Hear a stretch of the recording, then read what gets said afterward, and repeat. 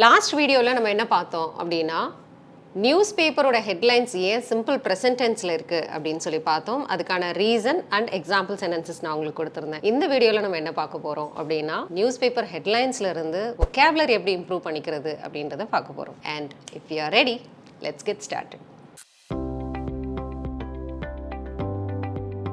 Never stop learning, never stop growing, never stop seeking the bright. Last நியூஸ்ல நம்ம பார்த்த அந்த ஹெட்லைன் வச்சே போலாம். Stampede in Puri Jagannath Temple kills 3, injures several others.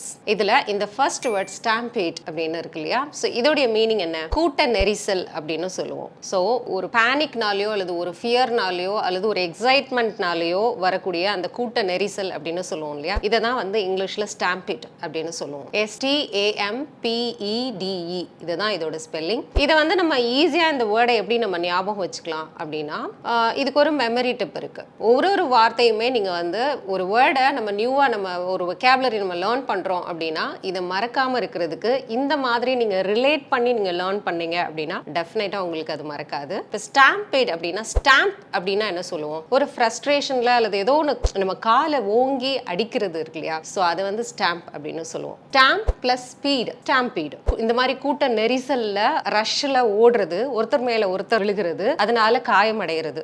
A sudden rush of large group of people or animals. இதுதான் stampede அப்படின்னு சொல்லுவோம். Okay, இப்போ நெக்ஸ்ட் ஹெட்லைன் பார்க்கலாம். Sivaganga custodial death. Autopsy finds injuries on victim's body அப்படின்னு இருக்கு. இப்போ இதுல ஒரு கஸ்டடியல் டெத் நடந்திருக்கு சிவகங்கால. Okay, autopsy finds injuries on victim's body. நம்ம லாஸ்ட் வீடியோல பார்த்த மாதிரி இது பிரசன்ட்ல தான் இருக்கு இந்த ஹெட்லைன். இப்போ இதோட autopsy அப்படின்னு ஒரு வேர்ட் இருக்கு இல்லையா? ஸோ இதோட மீனிங் என்னன்னு பார்க்கலாம். போஸ்ட்மார்ட்டம் ரிப்போர்ட் அப்படின்னு சொல்லுவோம்ல, ஸோ அதை தான் இங்கிலீஷ்ல autopsy அப்படின்னு சொல்லுவோம். இப்போ இந்த autopsy அப்படின்னா வந்து நம்ம என்ன பார்த்தோம்? போஸ்ட்மார்ட்டம் ரிப்போர்ட் அப்படின்னு பார்த்தோம். ஒரு பிரேத பரிசோதனை அப்படின்னு சொல்லுவோம் இல்லையா? ஒருத்தங்க இறந்ததுடைய காஸ் ஆஃப் டெத் என்ன அப்படின்றத ஃபைண்ட் அவுட் பண்றது தான் autopsy அப்படின்னு சொல்லுவோம். Okay, for example autopsy revealed that he died of a heart attack அப்படின்னு ஒரு சென்டென்ஸ் இருக்கு அப்படின்னா இங்க இதோட மீனிங் என்ன அப்படின்னா இவர் மாரடைப்பால் இறந்தாரு அப்படின்றது autopsy மூலமா, அதாவது பிரேத பரிசோதனை மூலமா கண்டு அறியப்பட்டது அப்படின்றது தான். ஓகே, இந்த autopsyன்ற வேர்டை நம்ம ஞாபகம் வச்சுக்கணும், மறக்காம இருக்கணும் அப்படின்னா இந்த மாதிரி எடுத்துக்கலாம். Doctor automatically sees inside his body to find out the cause of death. ஒரு மரணம் நடந்திருக்கு, அதுக்கான காரணம் என்ன அப்படின்றத டாக்டர் வந்து கண்டறிகிறது. Okay, so autopsy. After death சி அப்படி கூட எடுத்துக்கலாம். இறந்ததுக்கு அப்புறம் பாடியில என்ன காயங்கள் இருக்கு, அதனுடைய காரணம் என்ன அப்படின்றத தெரிஞ்சுக்கிறதுக்கு. ஓகே, ஸோ எஸ், புரிஞ்சிருக்கும்னு நினைக்கிறேன்.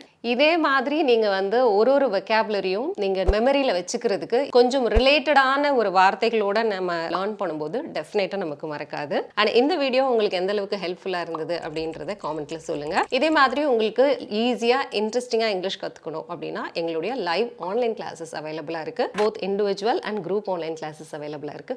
அது பத்தின டீடைல் வேணும் அப்படின்னா ஸ்கிரீன்ல தெரியுற இந்த நம்பருக்கு கான்டாக்ட் பண்ணுங்க. Thank you so much for clicking this video. I'll meet you soon with another interesting lesson in the next video. Till then, you take care. It's bye from Malar. See you. Bye bye.